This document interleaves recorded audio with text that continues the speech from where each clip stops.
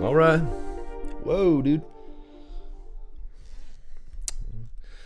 Get a little sip of my coffee here. We're gonna get this party started, y'all. Little bit of a time crunch today, and apologies, the lights flickering and shit. So I'm gonna give you a little bit of a backstory because it's kind of funny. I think a lot of things that I think are funny, I find other people don't think are as funny because quite frankly, I don't give a fuck, and I say that with a heart bursting of love. I just don't give a fuck.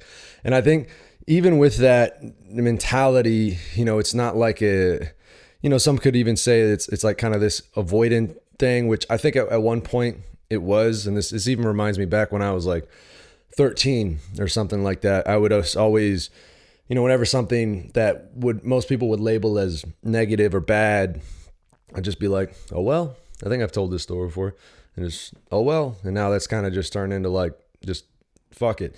So I think at a certain point you get in life where you go through so many fucking challenges. You go through so many fucking heartbreaks. You go through so many expectations that just get shot the fuck down that you get to a certain place where you're just like, why am I going to keep expecting things to be what my idea of how I think they should be? And why it's like you get to a certain place of ridiculousness in life where, again, all your expectations and all your hopes and dreams, and they just keep getting shot down.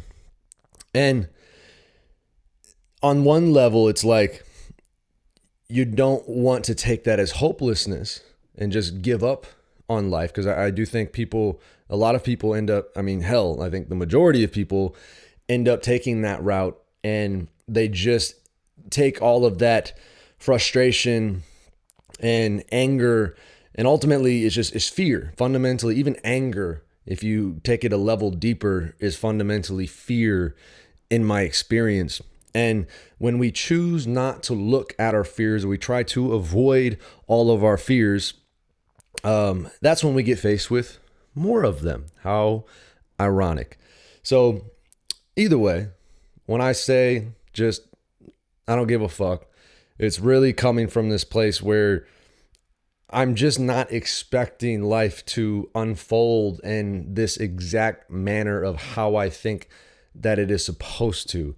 And it's becoming more and more paradoxical, because the more that I implement, like literally what I'm teaching you of how to install these different systems in your place, and literally how to systematize the entire process of your life, it's simultaneously as I'm continuing to develop that and installing that in my own life, it is actually giving me more and more and more and more freedom to just be open to whatever arises. Because fundamentally, and again, this is just for me, and I'll say this over and over again, I'll continue to say it, this is a path, this is not the path. This may not work for everybody, although I'm extremely biased, and I think that, and hey, I didn't say it first, so I will quote somebody else saying this, that what I am presenting here really has the potential to change the world. And it's like, it's ultimately this one thing that if everybody did this one thing, that it could completely shift our reality that we're experiencing. And again, that's a lot of where I'm coming from. And having this system in place, having these pieces in place, having like these non-negotiable elements, to know that regardless of what is going on, because that's really the whole point, is like we're ultimately trying to create a system here to where you can be completely open to the natural unfolding of perfection. And one of the sayings that kind of came to me, I think it was previously this week or last week, was how can perfection be more than perfect? Or maybe it was, something like that. I'd have to go, it's on my Instagram page, but you get the point. So all that being said, the light's flickering here. And I don't know if you even care or you notice, but either way, I want to give you just a tiny little bit of backstory. So I've been learning a lot about the law, and I never ever thought I would be a lawyer. And here I am. And I'm not a licensed lawyer. Don't get it twisted. I'm not illegally practicing law, but I will label myself. I will give myself that role. I will give myself that title because I have the freedom to give myself that title. And I don't know it off the top of my head, but well, hey, fuck, I got my phone right here. So we're going to look up the definition of lawyer right now. There's one thing, and I've been studying, one of the key resources that I would direct you to is Brandon Joe Williams. And you can look him up on YouTube. His kind of alias is One Stupid Fuck. I want to shout him out right now because he's one of the dudes that's taken something that you can imagine, studying law, that is so fucking mind-numbingly dull and just really, really challenging to get through, and actually made it something fun and engaging, and has initiated this entire journey. Something that I've known for a while that I wanted to get into. I just really didn't find the right access point, but now I found it, and now I'm getting really fucking deep into it. And part of studying the law is studying negotiable instruments. Now, I'm not going to get it. This is like a whole fucking rabbit hole. We're not going to go there right now. But either way, I'm just really learning how money works fundamentally. And when you really learn how money works, you realize everything that we label as money isn't actually money. According to Article 1, Section 10 of the Constitution, nothing but, I think it's like verbatim, like no thing but gold and silver coin shall be money, or something of that nature. But basically money, per the Constitution that our nation was founded upon, is gold and silver coin. Okay? So all these pieces of paper and all the, your fucking electronic card swipes and your numbers on your fucking bank account, all that is not money. We call it money. We're kind of been programmed to just believe that it's money. It's actually not money as per the definition, okay? It is, per the definition, they're negotiable instruments. Now, if you want to fucking numb your mind out, go read UCC, Uniform Commercial Code, Article 3, and it's all about negotiable instruments and how they work. So I've been studying a lot of that, like the actual text, as well as learning a lot from Brandon Joe Williams as he's teaching it. And again, go check him out on YouTube. Highly recommend. And I'm learning how to actually perform. And in law, payment, performance, and endorsement mean the same shit. Again, we're not going to go there.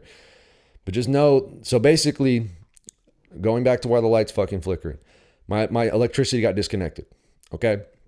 Because again, learning how negotiable instrument works. And again, this is just, I'm going to leave you just a major cliffhanger here. But this will, I would imagine, no guarantees, but this will likely, highly likely, is going to be later on in the course. We'll actually get into this. Right now, I'm in a lot of the testing phase, hence why my electricity got shut off. I'm testing, okay?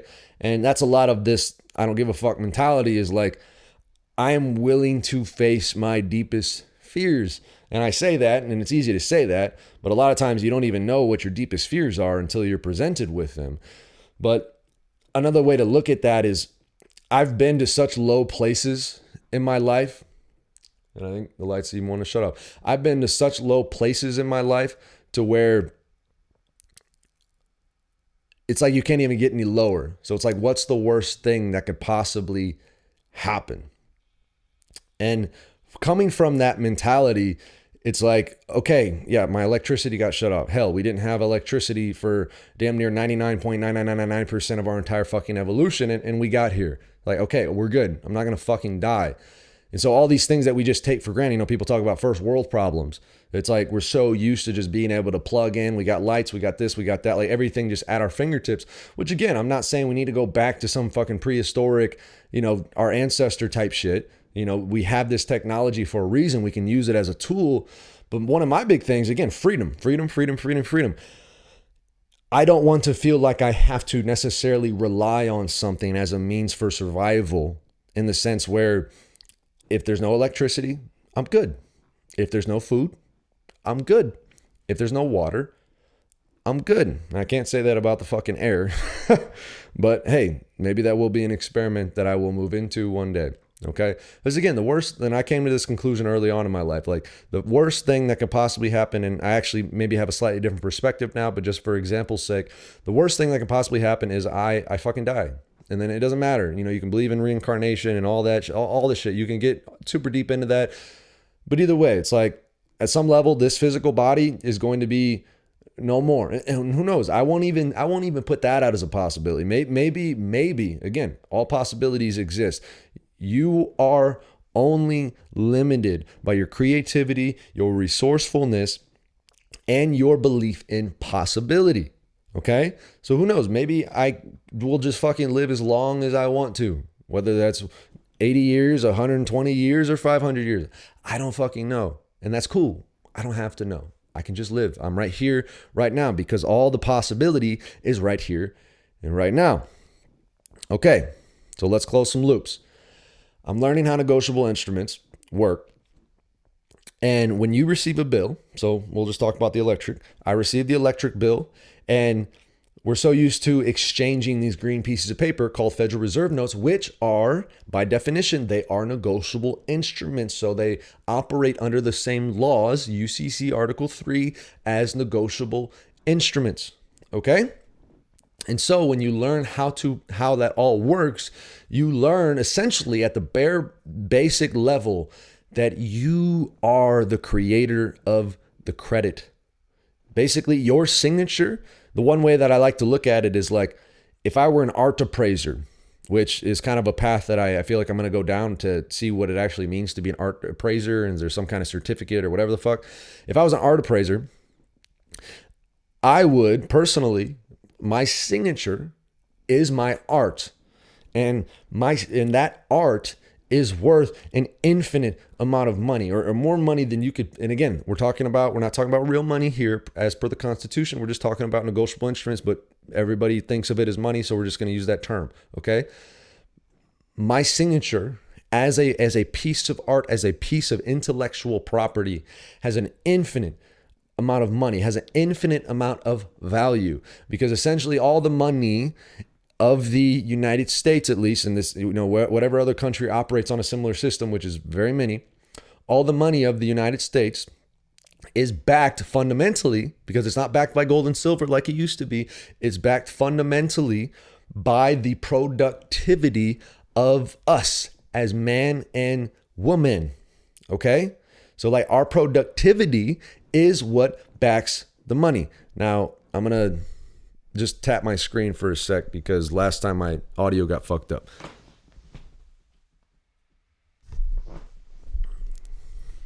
And therefore, whoa, silly table here. And therefore, essentially, like I said, your signature is worth an infinite amount of money. So anything that you put your signature on with the intent, because in law, intent is very, very important. Intent is the difference between murder and manslaughter. Intent, with the intent of I want to, and again, there's actually instructions. It's called a special endorsement. So I get my electricity bill, and I just literally write on, they give you those little coupons, like the paper coupons. I literally write on the piece of paper without recourse, which is, again, it's a banking term, which basically means once this goes out, I'm not liable for what happens. And again, it's a banking term. They use it all the time. Without recourse, and this is like check language. Like if you have an actual physical check, it's the same language. Pay to the order of, and then who I want to pay. This would be the payee. So I pay, it's my electric company, Indiana Michigan Power. Pay to the order of Indiana Michigan Power, and then buy, which now this is where the power comes in. Buy, and then it's my signature. And then basically for whatever the payment was, so I literally, and again, this is going to sound fucking crazy, and this guy's going off the deep end, and who cares? I don't fucking care. I wrote $2 million, because again, it's all a dollar. Dollars is it's just a unit of measurement, okay? So dollars isn't just the green pieces of paper. Yes, those are dollars, but again, your bank statement, it says dollars, but you don't see any green pieces of paper. And when I say green piece of paper, I'm talking about Federal Reserve notes, which is like, your $1 bill, your $5 bill, your $10, the things that we're used to. And again, if you look at it, it says Federal Reserve note. It doesn't say money anywhere. It literally does not say money anywhere on the fucking paper. Federal Reserve note. And in law, there's two types of negotiable instruments. There's notes and there's drafts. Notes are a promise to pay, meaning like I promise to pay this amount at some point in the future, who the fuck knows when. Drafts are an order to pay. And so when I wrote on the check, on the coupon that they give you stating, this is the amount that you do, that was an order, that was a presentment, that's an order to pay. And I'm like, yes, I accept that. I accept this order to pay. Now I am the holder of that negotiable instrument. There's a cool acronym that Brandon came up with that makes it super simple. Holder, endorsement, tender, acceptance. Holder, endorsement, tender, acceptance. Holder, endorsement, tender, acceptance. That's basically like the loop. So when I'm presented with the bill, I now become the holder, because I'm entitled to enforce the instrument. And then I do a special endorsement. So I endorse it, meaning I sign it, which again, in law, payment, performance, and endorsement mean the same shit. So I paid by signing because my signature is attached to my productivity as a human being. It's my intellectual property. It's my fucking art that is infinite value, okay? And then I basically said yes. And then I sent it back. Okay, that's the tender. It's unconditional, basically exchange. Like, here, I'm giving this to you unconditionally. That's a tender. And then in law too, as per the Bill of Exchange Act, when it's delivered, it's accepted. So that's why you send these things certified mail. And again, we'll get more and more into this, but I sent it certified mail. So basically, once they received it, once they signed for it, because that's what certified mail return receipt requested, they signed for it to receive it. It is delivered. I know it is delivered. And then I get the return receipt back. Then that's it. And again, in law, that's fucking it. But, and obviously there's a huge but here, people actually following that, people actually enforcing that, people actually, again, following the law. Because that's really all I'm trying to do. I'm not trying to fucking scam or find all these loopholes. I'm literally studying the law as fucking what it says, as mind-numbing as it can be, as challenging as it can be, where you literally have to find the definitions of every single word and clear everything up. I'm studying the law. And then I'm trying to follow the law as best as I can. It's literally all I'm doing. But again, people don't accept that. So that's why, you send this shit out. It's like, what the fuck is this? Power gets shut off. And now I'm actually learning how to litigate, meaning like, file lawsuits, going to the court systems and all that stuff. Because again, all these things, like, we're so scared because we don't know. We just don't know how it works. And it seems so complicated. But it's just like anything in life. Everything seems new and difficult and complicated till you fucking learn it. And then you immerse yourself so deeply into it that it becomes a part of you. And then it's second nature. Like, imagine if you had to learn and people study this, like all the tiny little different muscles of your hand, how they're neurologically connected to the brain, how essentially this intention of I want to move my hand happens at the literally even faster than the speed of thought. Imagine if we had to study all that, but because it is us and it's just an extension of who we are, we don't even think about it because it's that simple. I just get to move my hand. Okay? So that's a long story. And again, I probably just opened up a big ass can of worms and there's probably a lot of question marks, but whatever. Okay? So we'll get into that later. I'm going to look up the definition of lawyer because I promised, because I am a lawyer. Definition. Okay.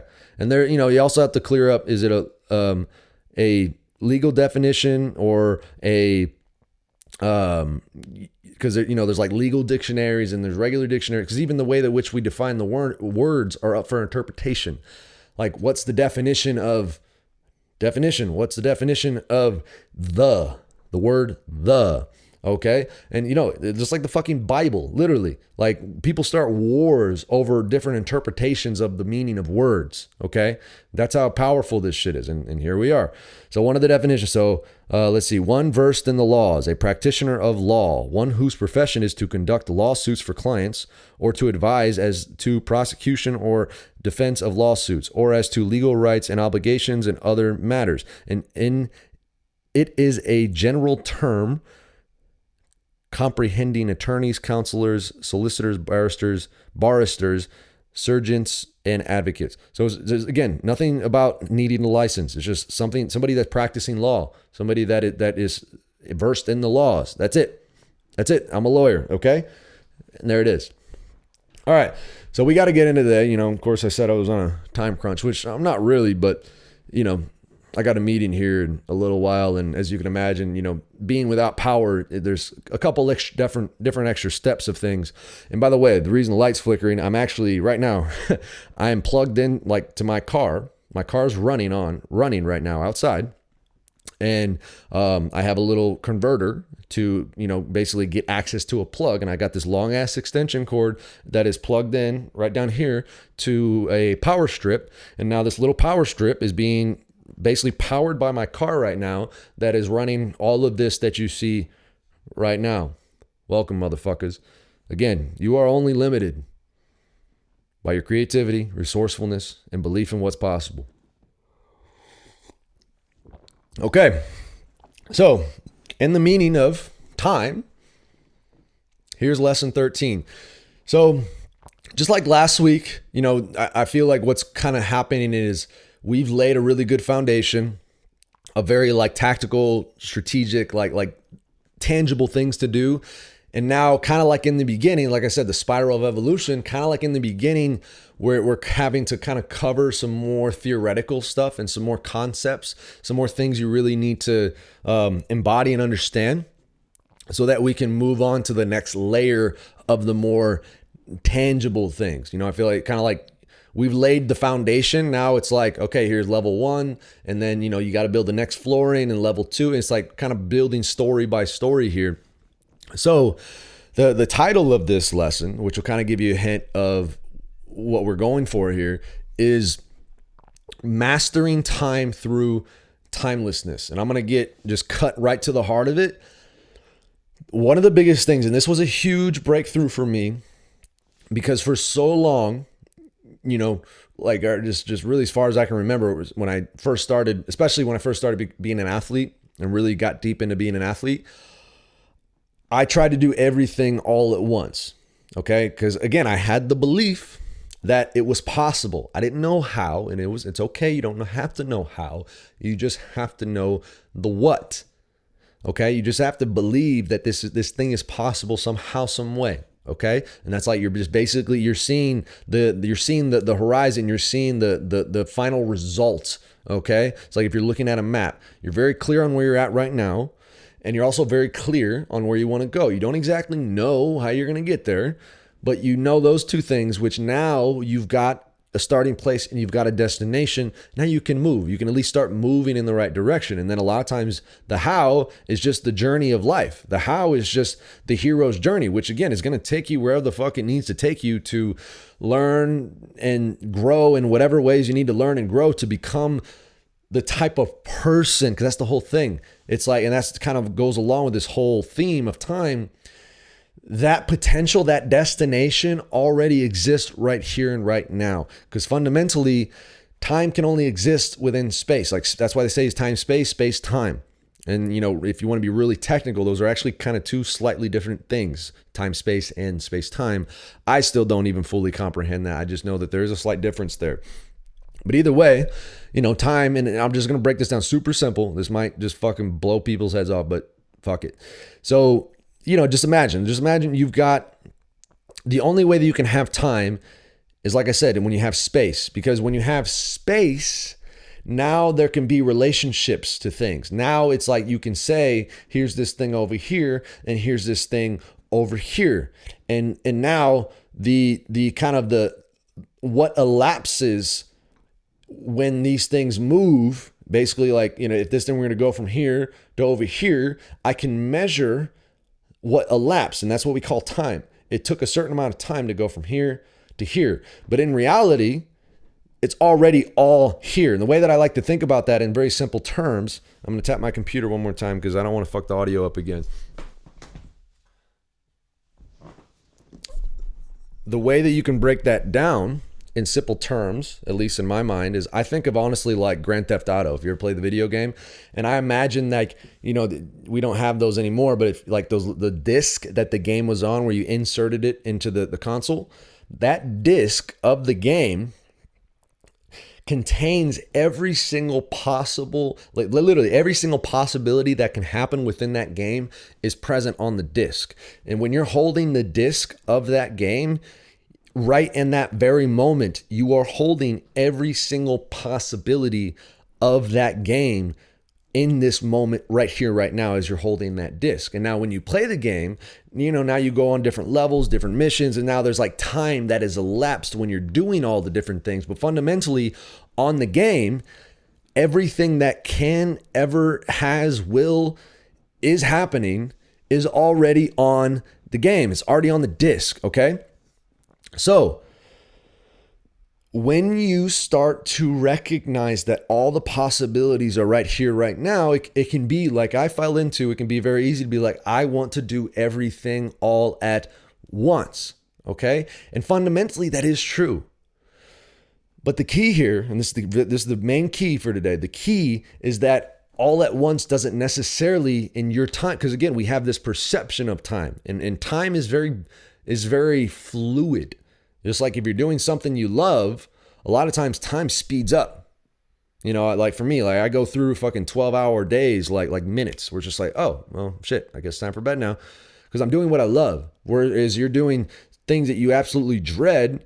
Even 1 minute, if you remember, like in school, at least I remember, like you're looking at the clock and it's like you got 5 minutes left and you're just like, and it takes forever, because it's like there's the emotion is a lot of what creates the fluidity of time. But either way, time is fluid, okay? And it's really because of that concept that everything that ever is, has, and will happen is already right here, right now, like the game disc, okay?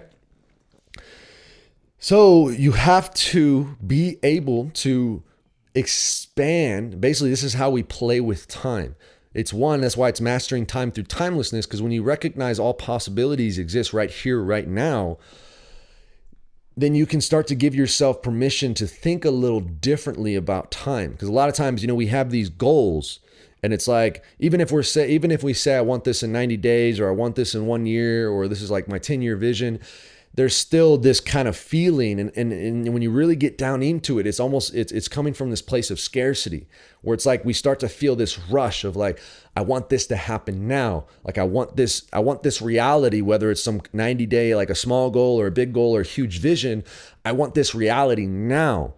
And so in a sense, we start to rush that reality, and paradoxically, because we want the thing, and we are, through the process of that desire of wanting the thing, we are actually pushing it away, because by the desire of wanting the thing, in that same sentence, in that same breath, we are implying that it's not already here.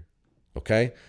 And that's when we start to like rush things, and that's where I was coming from, where it's like, I see the vision and I want it now. And so I want to do all these things all at once, because I know there's a possibility that they can all happen all at once. But here's the trick. You can expand what it means to happen all at once. And one of the biggest things that's helped me is just fundamentally expanding your time horizon. Okay. If we're just thinking super practical, expanding your time horizon. So, Tony Robbins says this: people overestimate what they can do in a day, and they underestimate what they can do in a decade. Okay. And I take that same thought process and I apply it to really any kind of time frame, like a day and a week. Like people overestimate what they can do in a day, and they underestimate what can be done in a week. So instead of trying to do all this shit all at once, what if you expanded that concept of all at once to a decade? Okay. And this is where I'm at now, and just how to like practically tie it together with training is like, instead of trying to be a weightlifter, be a power lifter, be a strongman, all in the same program, all at one time, because if you spread yourself that thin, you've only got so much energy. You've only got so much time. You only got so much energy at a practical level, okay? And when you're trying to do all those things all at once, you're actually, it's like the jack of all trades, master of none, okay? And that's where a lot of people, they recognize that, and it's pretty common sense. And so it's just like, let me focus on just one thing. And now, quickly, I'm going to restart my camera. If you've ever tried to do all those things all at once, you realize it doesn't work out so well, okay? So what I've done, and this is literally what this program is based on, we've extended the time horizon. So maybe you can't do all those things, to a high level all at once, all at the same time, all in the same week. But what if we extended that out to 4 years? What if we extended that out to a decade? Surely, I can do weightlifting, powerlifting, and strongman all at the same time if all at the same time was extended into a time frame of a decade. And now, which is where we're at right now I can spend 4 years just doing weightlifting, just focusing on weightlifting, with that bigger picture that I'm still going to do all these things all at once. It's just I'm not going to do them all in the same day. I'm going to do them all in the same decade. Okay? And this is where you have to give yourself permission. And this is where, again, if you're coming from this place of scarcity and you're like, I got to happen, like all these things got to happen right now, and you start rushing and you're not patient, then that's where you can get yourself into trouble. That's where you can burn yourself out. And this is where, this piggybacks off the last lesson of the rhythms and the cycles.